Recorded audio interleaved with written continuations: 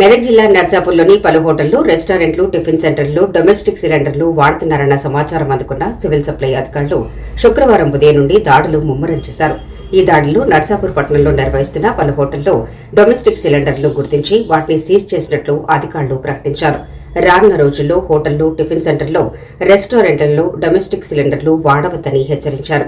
అలాంటి వారిపై కఠిన చర్యలతో పాటు కేసులు నమోదవుతాయని ఈ సందర్భంగా అధికారులు హెచ్చరించారు. ఈ దాడులు నిరంతరం కొనసాగుతాయని అధికారులు ప్రకటించారు. కాగా నర్సాపూర్లో గృహ అవసరాలకు గ్యాస్ పంపిణీ చేస్తున్నట్లు ఏజెన్సీలు ప్రకటించాయి.